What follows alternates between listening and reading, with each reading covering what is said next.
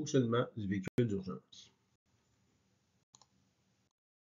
Donc, lorsqu'on approche d'une intervention, l'important c'est d'avoir une vision large de l'intervention et de prendre notre temps.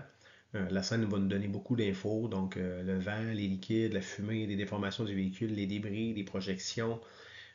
Tout ça nous donne beaucoup d'informations avant même d'avoir débarqué sur la scène. Lorsqu'on est seul, ça va être important de sécuriser et de bien se positionner pour pouvoir travailler en étant protégé, en ayant un couloir de travail, d'être à 10 mètres de l'accident et au besoin aussi d'installer un couloir de protection avec des fusées éclairantes.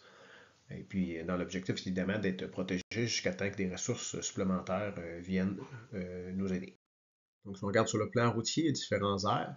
Si on regarde la première, donc l'aire avancée d'avertissement, 250 mètres, va être un signal avancé d'avertissement qui va être installé avant l'incident pour aviser les usagers qui approchent d'une zone qui est à risque. Si on regarde au niveau l'aire de transition, donc il va être délimité par un repère visuel qui va permettre de dévier la circulation vers une ou plusieurs voies choisies. Elle va permettre aussi de créer un corridor de sécurité afin de permettre de protéger les intervenants et les usagers. Au niveau de l'aire de l'intervention, elle aussi est délimitée par des repères visuels. On va être aménagé pour rendre sécuritaire les opérations. À l'intérieur de cette aire, on va retrouver 5 espaces distincts qu'on va voir prochainement. Et l'aire de terminaison, qui est elle aussi parfois délimitée par des repères visuels qui va permettre le rétablissement de la circulation normale.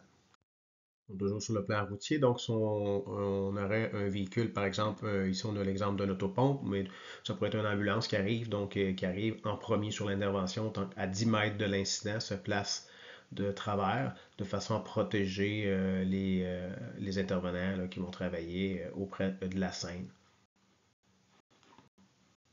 Là, si on regarde dans l'aire d'intervention les différents corridors, les différents espaces, donc, premièrement, on a le corridor de circulation qui est installé, qui va être souvent à la charge des policiers, qui va être délimité afin de créer, dans le fond, une déviation à la circulation, qui va être en vitesse contrôlée.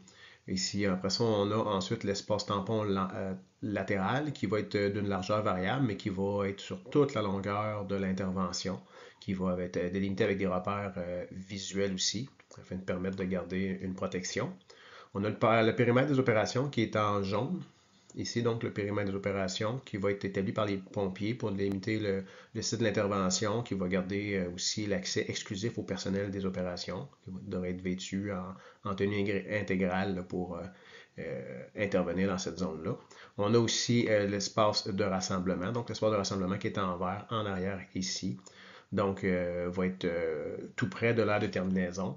Donc, ça va être une dimension variable, tout dépendant des véhicules et des intervenants qui vont être installés dans ce secteur-là, qui va être le plus près du corridor de circulation pour demeurer libre, dans le fond, de permettre aux ambulanciers de quitter. Là. Donc, on va garder un espace, s'assurer qu'ici, ça soit dégagé, donc les véhicules qui ne soient pas dans l'aire de travail, comme exemple, si on a une dépanneuse, par exemple.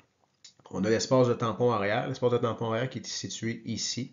Donc, c'est un espace vide d'au moins 10 mètres entre les véhicules de protection et le premier véhicule d'intervention. Donc, si par exemple on a l'autopompe qui vient protéger en intervention, on a la grande échelle, par exemple, qui viendrait en arrière. Donc, on a 10 mètres de protection pour vraiment assurer une sécurité si jamais il y a un impact et qui va permettre aussi de déplacer des véhicules si besoin. Alors voilà. L'important, c'est de prendre notre temps afin d'avoir une bonne vision large et d'être sécuritaire, ce qui va nous permettre de prendre des bonnes décisions et d'être plus rapide plus tard.